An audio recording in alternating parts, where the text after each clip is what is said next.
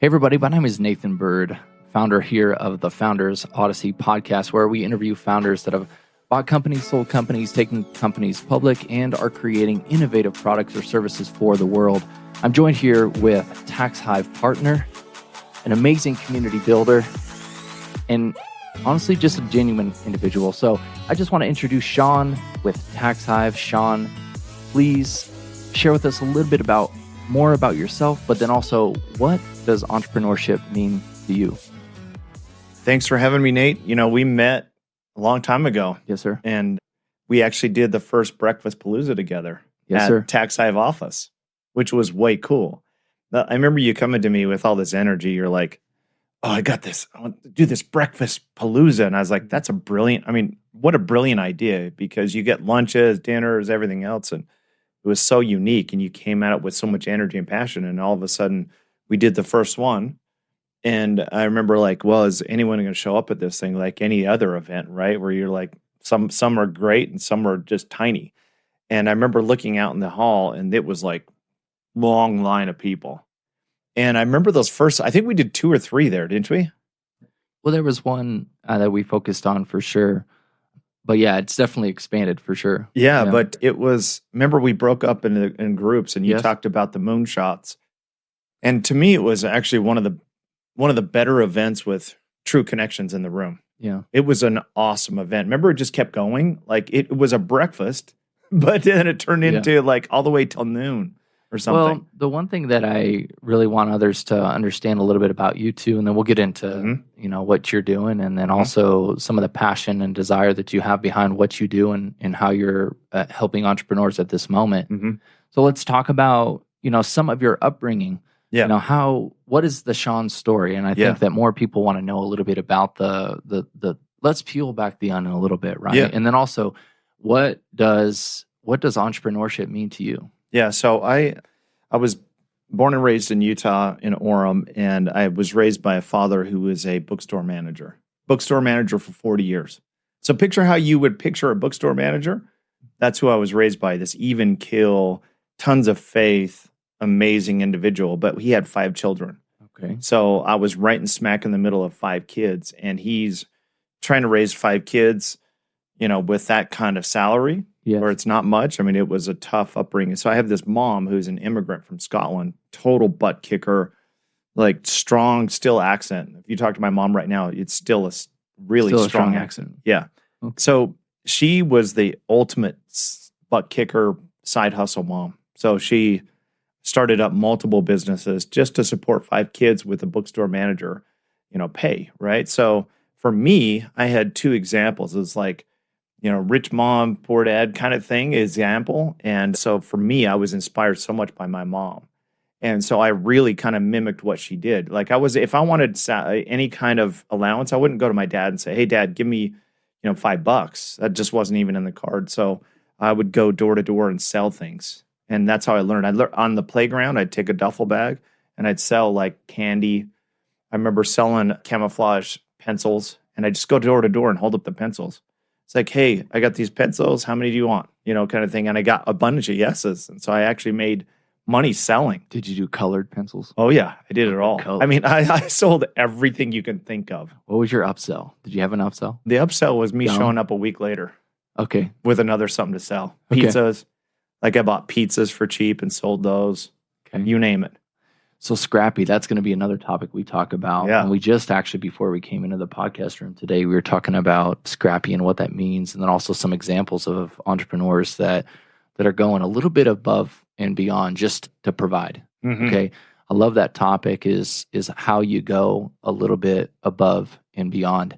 So share with us a little bit about some of the things that you've learned through this Scrappy mentality, number one. Right. And then also number 2, how are you going above and beyond to create a customer experience that continues to bring people back?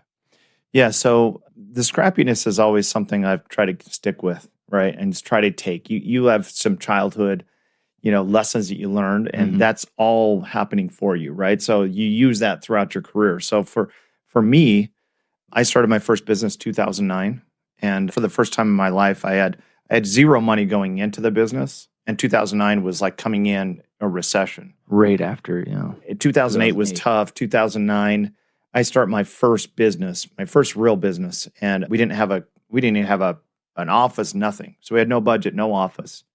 So a lot of people say, well, I can't do a business because, I don't have enough resources. Well, it's like Tony Robbins said, just be more resourceful, right? So I was very resourceful. So we would go to a sandwich place and we would sit in a booth and plan out our business. And that was in 2009. And so I came up with a spreadsheet, and according to the spreadsheet, I'd become a millionaire, right? I had it all planned out. Probably faster than you Yeah. or like faster than Yes. anything possible. But Yes. According to the spreadsheet, I was going to crush it. So yeah. I built the spreadsheet, and then I have to go raise money for the first time in my life. I've never raised a dime, right? So that's another challenge. A lot of people watching the show is like, hey, should I raise? You're right here. There's an incubator here. Like, should I raise money? Should I bring money in? More than not, I tell people 100% you need money. If you bring money in, it gives you a longer runway. If you don't have enough money, or you don't have money in the bank, eventually you're just going to die. Kevin O'Leary calls it blood. So money is blood, represented blood in your system. Once you're out of blood, you die, right? So you got to bring in money. It could be your own revenue or raising. So I knew in order to pull this off, I'd have to raise money. So over the next maybe 6 months, I pitched 60, 70 people, the angel investors, to raise money. And I got 23 of them to say yes. And I raised 1.5 million in the next 6 months. Let's go back into the market research that you did, right? Because before you become Scrappy, in essence, to build the business, what was the prior research that you did, in essence, to be able to step into that market and solve a problem? What was that big problem that you saw? Yeah, so this was a live events business that I wanted to launch. So that's like the Tony Robbins, the big brands. That's what I wanted to do. And I came from a background of that. So my previous business was that. And I worked for someone else who was doing that space. Okay. But I also did tons. I literally went to the mall and asked people. I did surveys. I did on the street guerrilla surveys. Okay. And I gathered up as much as I possibly could. It's actually a pretty great place. If you want to know, if your target audience is walking around the mall, then go to the mall and ask people questions. You can get tons of information. Or if you're trying to sell a grocery store, go out in front of the grocery store and ask 10, 20 people questions about your product and what they'd be interested in. So many people don't do that. Well, I was going to say that's what I see sometimes in early stage founders. They have an innovative product idea, but then they don't go through a very systematic approach to being able to gather the right information. Like 5 to 7 questions. That's very pinpointed, right? Because the quality of your life is defined by the quality of the questions that you ask. And we believe that to be true in life, but also in business. Yeah. So sounds like you are on. Yeah, I also talk to people who don't even ask their customers questions. You can glean so much information from your customers. Hey, why did you respond to my marketing piece? What was it about our company that interested you in purchasing, pulling out your wallet and buying from us? What was that piece? And go deep into the mindset of your buyers. A lot of people they'll fulfill and they move on. But you have a resource there, right, that you can really glean from. That's so good. I know that earlier we spoke a little bit about being in the quote unquote arena and in the game. And, as you're continuing to build your business, as you are maybe going through the failures that you went through because you had to pitch, right? 23. So that means I got rejected 80 a bunch plus, you know what I mean? Because if you want to do the numbers, and then obviously you had to have a pretty good solution. So then people are getting behind it, while you're in the game or in the arena, let's talk a bit about the mind and how important it is to feed the mind with not just positive, thoughts, but also just knowing that there's a difference between a growth mindset and a fixed mindset. Yeah. So share with us about your perspective on a fixed as opposed to a growth. Yep. And then also right during that time where you're trying to build and what did that? Well, you referenced the Theodore Roosevelt. It's one of my greatest quotes. It's not about the critic. It's about the person in the arena, right?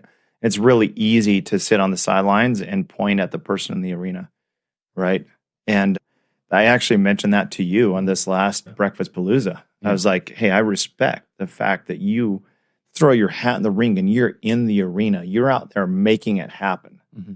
And so many times we can get, like I mentor for an incubator in Utah County, and these entrepreneurs just get stuck. They get stuck on a point and they can't get past it. And this one thing, like I met with someone who, he asked me, he's like, he has no money in the bank at all. And he's like, I don't know. I got an offer for $50,000 for 10% of my company. I don't know if I should take it. I don't want to give up equity. And it's that shortage mentality. And I asked the entrepreneur, well, what's the one way that's going to guarantee you will go out of business? And as we talked about it, he's like, I don't have money. He's married, has no income. He's like, how long will that last? How long can you go home to your wife and try to sell her on the future potential? Yeah. Right? How long is that going to last? It might last a month or 2 or 3 or 4 or 5. But at some point, you're going to have to make that hard decision. Do I let this baby that I've raised die, or do I go raise money? And so I was like, take the $50,000, take it for 10%. Yeah. What would you do? So I asked him, what would you do with the 50? Oh, I could do my marketing campaign. I can finish up my product. I could do this. His product was really fascinating. He helps people who are being abused, and he creates a cigarette lighter. And if you click it 2 times, it calls your family. 3 times calls the police. Oh, wow. Because an abuser will take your phone away. So it can make a great impact in the world. But he just needs money to get that thing finished. Well, that's a good example. I think that, you have those hard decisions as you start to scale. And I believe that you have a lot of insight and wisdom to share with the founders out there who are listening to this about what does scale look like while you're in that arena, both from the negative, the negative feedback that you may receive, but also the positive. But share with us a little bit about structuring a partnership, because I know you're really about partnerships. Yeah. And I admire and respect the fact that you continue to build community as well, which is one thing that I've seen you do really well. Yep. But share with us how you build that trust, but also how you give that trust so then you can scale. Yeah. So I feel like everyone, I meet with entrepreneurs. I don't think there's a day goes by I'm not meeting with business owners. Yep. And I always ask them, how do you market? How do you get customers? And the most common, of course, is word of mouth.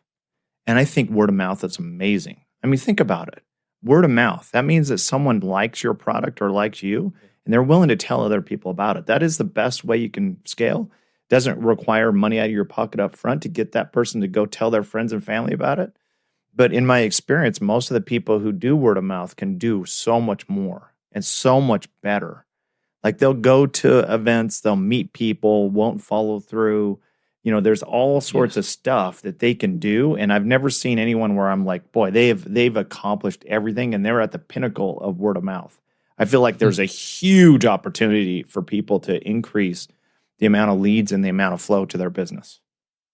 So with your experience, of course, with building community, share with us maybe a few tactical approaches that you've been able to utilize as far as creating community, but also partnerships. Yeah. So that's number one. And then the follow-on question is, how do I or those that are listening to this, how do you give trust to build or scale your operation? Yeah. Because I feel that, you've got different entrepreneurs that are solopreneurs, but then they're starting to have to sell a vision, just like this gentleman who is scared to just give 10% equity for $50K. Yeah, right.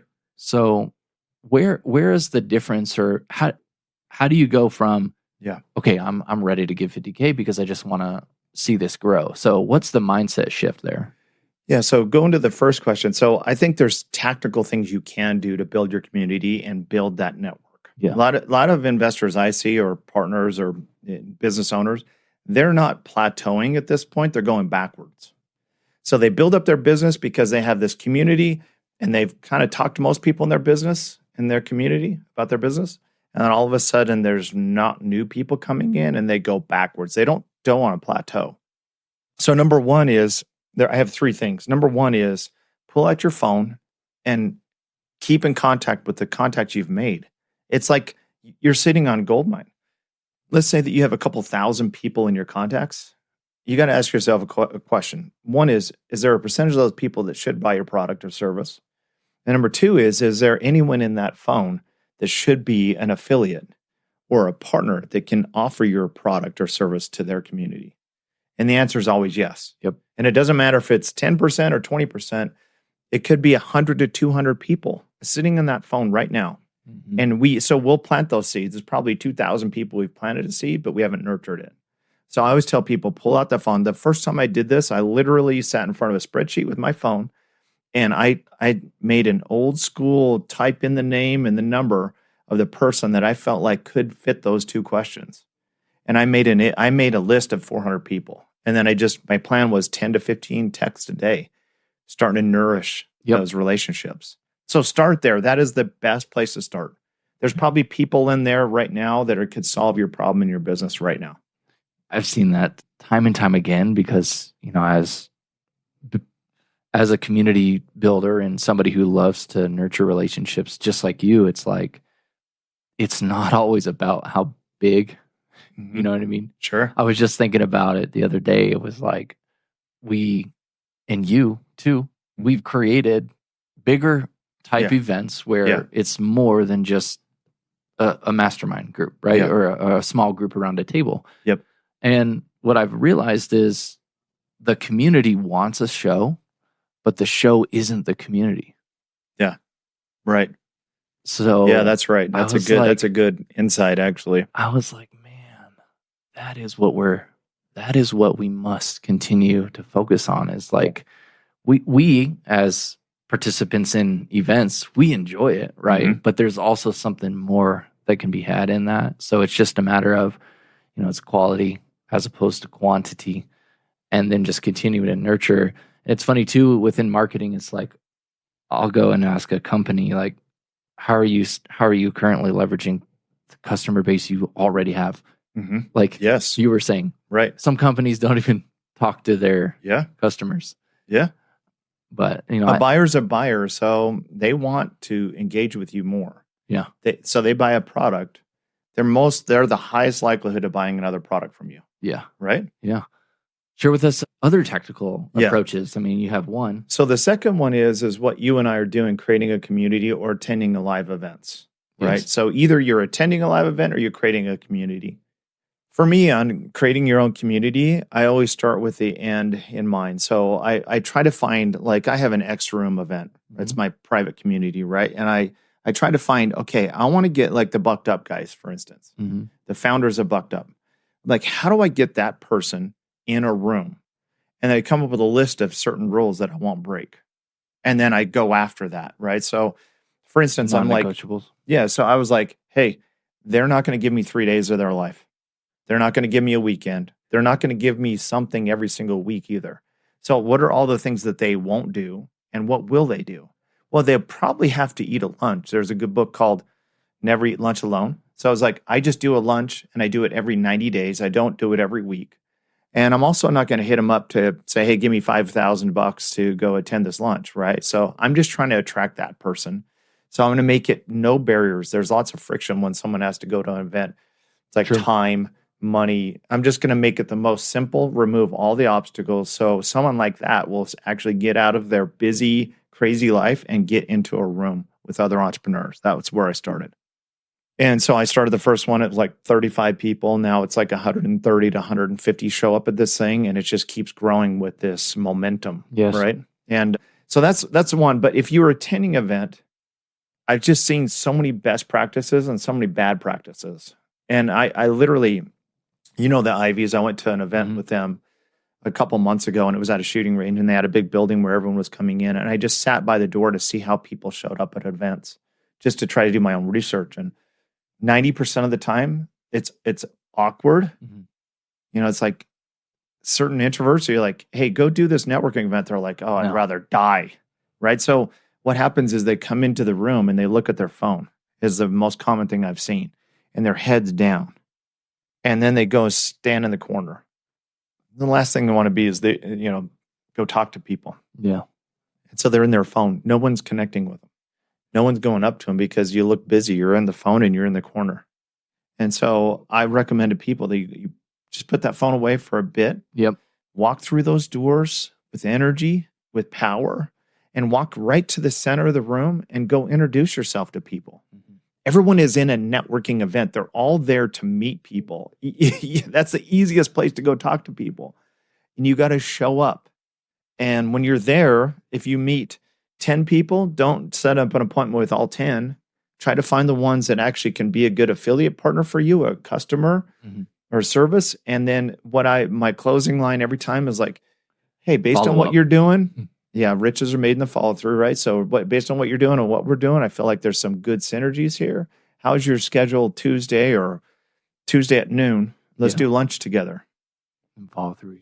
Yeah. Well, I remember, when we were part of the Genius Network and Joe Polish there in Phoenix, Arizona, every single event that we would attend, there was it was almost like 2 days prior to the event and 2 days after I cleared my schedule. Yeah. Because it was that's really smart. I'm zoned in, I'm focused, I'm ready to learn, I'm intently focused on what it is I'm going to give, but also what I will receive and how I will intentionally use that information to better my life and then better the lives of others. Because there's this disconnect at times with those that are self-serving. Yeah. They only are. I have a saying, it's called faith, action, flow, FAF, it's kind of funny, but I like it. Faith, action, flow. And when you take faith, right, you say, okay, we're gonna step out not knowing exactly what's going to happen, which is the action part. And then we are flow. We have to flow. Yeah. You cannot let things come in, right? Yeah. For example, information, right? Resources, ideas, things like that, right? And of course, as soon as you start to become isolated, there's no flow. Yeah. There's no innovation. The creativity leaves you. And that's where, anyway, I don't want to go too far into that, but it's basically just, this flow that we as entrepreneurs and creators must have, because, the moment that we compare, the moment that we're finding ourselves in a position of lack or a survival state or of scarcity, that doesn't allow for complete creativity, and almost anything is possible, because that's what we are as entrepreneurs. We're dreamers, but then doers. Yeah. So I'm a big believer in that. So I finished a book. It's one of my all-time favorites, the Wright brothers, and you got Orville and Wilbur Wright, right? And this Dayton, Ohio. They're the first, obviously, to create it based on them watching a bird, figuring out that it requires resistance. To that, yeah. So up to that point, it was like they would only fly when it was just completely peaceful, no wind. Yes. They didn't want to get injured. It's like, why would you go try to fly in wind? And they found out that resistance is what brings you up. And they're the best innovators of all time. I love them because they had a bike shop. Yep. They're bike guys, and they're in this shop, and they come up with this concept, right? But the sad part about it is after they basically create a miracle in flight.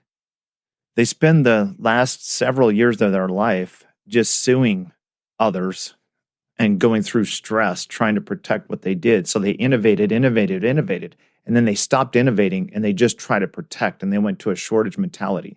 So Wilbur had a full-on stroke because of stress. And these two literally sued to the end of their life. It was just a really sad ending of the story that no one knows about, because we just think of the Wright brothers high flying. I didn't know that. Yeah. So when you talk about innovation, is that flow? They stopped flowing. And if you look at the history, there's others that kept flowing and did all the innovation from there, right? But they stopped. Can't steer a parked car, they say, you know what I mean? You can own a Ferrari, but what the heck are you going to do with it if it just sits in your garage? That's right. You know what I mean? No flow. Man, I hope you guys are catching this. This is a good podcast for sure. Because there are times in life, right, where you feel as if gravity and of failure is just, that's just what it is. And it's just going to, pound you and beat you down to the ground. But it's actually based on what you're saying. And then also time and time again where we read, and then we also experience through our own getting in the ring, right? And learning and and scrapping and growing those muscles that we need to overcome the failure and the gravity and essence of life. Yeah. And, I think that's just so important. So back to the founder who has a 10% equity offer on the table for $50,000. Yep. We don't have to name names or the company. That's just a scenario. So let's just take that one scenario. And because there's all sorts of scenarios, you've got the person that's 350 at 15%. You've got the partnership that comes along and it's like, hey man, I'll work hard and I'll do a rev share with you at 20% on, whatever product or service you offer. So share with us the mindset that you must have in essence to go into a negotiation of a partnership that will be a strategic win-win. Yeah. So a lot of people ask this questions like, hey, what do I do in a partnership, right? And I feel like a lot of people like the idea and then they just jump into it, but they don't actually have clear expectations going in. So like, and I think a mistake a lot of these investors make, they're like, I'm just going to pitch people who have money. That's a massive mistake. Yes. Try to do something strategic, right? Like one of the entrepreneurs has a non-salt ice melter. And he got an offer that was less money than another investor, but the less money guy has a ton of apartment complexes. And it would be such a strategic. The other guy is just like, I'm passive money. I'm going to give you 10 grand. This guy is like, I'll give you 5 grand, but I'm going to get you in contracts with all of our apartments. And I was like, what do you do? He's like, oh, I'm going to go for the 10. Right? Okay. Because it's more money. And I was like, let's talk this through. What does this mean? 10, what strategy do you get from it? Well, I just get money, help me fund, right? What does this person bring to the table? And so it was like, oh, I can get contracts, I can get deals, I can get flow, I can get everything else because of this relationship. So it's important, just don't make a decision based on money or pitch someone just because they have money. Make sure it's the right fit. You want to date the money with the right opportunity, right? I recently had an experience where an individual who is the head of marketing or something at the Stein Eriksen Lodge gifted Lacey and I, my wife, a night at in one of their suites. And I was very appreciative of it, of course. And it was like, wow, this is like the luxury life. We pulled up to the thing and it was like, hello, Mr. Byrd. And blah, blah, blah. And I was like, okay, well, I can get my own bags. Like, I don't need you touching my bag. Right. It was kind of funny. But the moral of the story here is the value that it was for someone to rent out room is typically like $800 to $1,000. Yep. But the individual who did the gifting is interested in a long-term relationship. So wise money is long-term. Sure. And I believe that that's so true, and more people need to understand that there is a fine balance between the giving of time, money, resources, things like that, but also there's a long-term approach that then can allow for a deeper relationship to actually occur. Yeah. You know what I mean? Sure. So it was just a different paradigm shift, right? When you look at like old money that's, also super wise, and it's just, you have these individuals that are like, nah, man, I'm investing in like 5 years from now. Right. Right. So if you have this like kind of an internal perspective as well, but also a long-term perspective, it's going to totally shift your entire perspective on money, on what you grow, the relationships that you're building.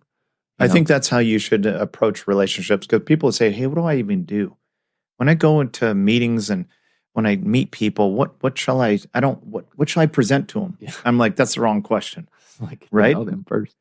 Yeah, just go into that mindset. Like you said, hey, what value can I provide to them? And they're going to see you as someone who leads with value first. And then you could even ask, like, who do you think I should talk to that might be a good fit as an affiliate for me? That's what I'm looking for right now. Yeah. But if you lead first with like, hey, how do I seek to understand what Nate wants to accomplish first? And then I may have some intros immediately I can send you. And then, hey, Nate, this is what I'm trying to accomplish, and work together that way. But lead with a value and seek to understand first. Just ask questions. I found as well as, being really transparent in essence with proper expectations that you're setting to set the stage for a relationship. So for example, I'll come in and I'll say,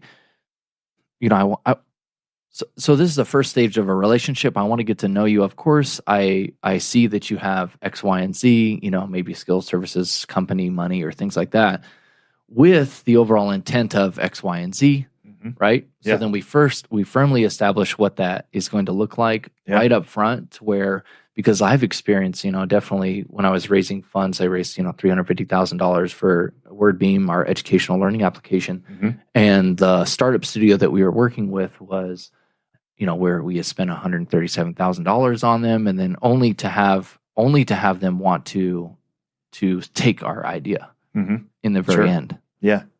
So, right. For that, there was no real proper expectations that were set, and then a negotiation that can take place. Yep. Because if you're 100% on the table, like, this is what I'm looking for, this is the timeline that I'm looking for it, then the other person can, react appropriately to the truth that is set. You know what I mean? Yeah. But it's not always as easy. Yeah. You know what I mean? For sure. Yeah. At TaxHive, we made that, I made that mistake early on, is we're sales and marketing guys. We're like, hey, let's outsource our taxes to tax professionals. And we went to a firm, and they said all the right things. Like, hey, let's do this. And it was a bad customer experience. They weren't picking up the phone, weren't taking care of the client, nothing. And we got all this blowback, and we finally had to move. And I always look back, it's like, hey, how clear was that expectation? Yes. That we document everything and the clear expectations of what they're taking on. And every time I've had some failure in business, it's because we just didn't do it up front. It just sounds good, and you just jump right in. Yep. And you don't put up good fences, and you don't have a good system. You don't have a good process for saying, this is exactly what you're agreeing to and what I'm agreeing to. Yeah. Right. Man, there's so much to learn. Well, we may have to have a part 2 on this one, just out of respect for your time out there, everybody, and then also your time, Shawn. I'd like to end it out, though. Do you have any last, kind of words for the entrepreneur that, you were in the past, and then also some of the wisdom that you would share with him as you are younger, right? And then also to those that are out there. So what advice do you have for your younger self? Yeah. So for sure, from my younger self, I would, if I did it all over again, I feel like and after I raised that money, I failed in the next 12 months. I lost all 1.5, barely made payroll by $1,000 the next day on a Thursday night, didn't sleep. I mean, it was a miserable run. And that afternoon on Friday, I remember everything I'd read, and I started pulling up pictures of incredible entrepreneurs like Steve Jobs. And what I found is, wait a minute, Steve Jobs isn't by himself in this photo. He's got Wozniak in there. Wait a minute, you pull up any of the greatest in history, they're never self-made and do it alone. None of them. I don't think there's not one. They always have integrators around their vision, right? And so I came to the conclusion that afternoon I was going to start building relationships in business. And I built a relationship with an individual who changed everything for me. And we went on a run where I was able to pay off the 1.5 all back to the investors plus interest. And it was only because I built relationships. And that's why I'm so passionate about, because I've personally lived it. Not building relationships, and then building relationships transformed my whole career. And had I not had relationships, I'd be down in the dumps. I know it. And so my young self, I'd be like, don't start getting, knee deep in crocodiles and get so focused on you and not looking outside that lane and building relationships. Start doing it early. Start building relationships, start building partnerships, start building affiliates now. Don't wait. It's like, I got to get through this thing in the business, and then I'll start doing that. No, the way you're going to get through that thing in your business is to have a relationship and get a referral, that kind of stuff. You hear it from Shawn, community builder, co-founder, partnership wizard, for sure, and a genuinely nice guy. So how do we get a hold of you, Shawn? Yeah, what's so the best way? I think there's a few things on TaxHive. So we onboard a lot of clients every week, and we see 3 quick things. One is they're just not taking the deductions like they should. The basic stuff that we all know, they're not taking nearly of it because they're small business owners. They go to the big 4 accounting firms. The big 4 accounting firms don't serve them, so they just go try to figure it out. They're not tax people, but they try to do it anyways, and they end up just getting hammered. They don't take even the basic ones.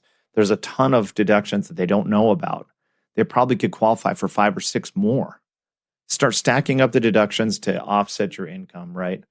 And the number 3 is don't put everything in your own name. We run into that all the time. Because someone has an apartment complex, it's in their name. They're just set up for lawsuits. So we do a blueprint, and we'll send it out to you, and you can send it to everyone. It's a blueprint just for your own keeping, but it answer 5 to 20 questions, and it spits you out a report to your email. Shows you how you can save now. So that's the best way to engage, and we do that for free. Okay, good. Cool. And then also, do you have a personal Instagram that people can follow as well? Finnegan Shawn. I think I'm the only Finnegan Shawn out there. So okay, awesome. Yeah. Well, thank you so much for joining us on the Founders Odyssey podcast with Shawn Finnegan. And we're just excited to continue to create this podcast. And if you guys have any recommendations for good guests, please just make sure to comment below and continue to listen to the previous episodes. Thank you so much, and we'll talk to you guys soon.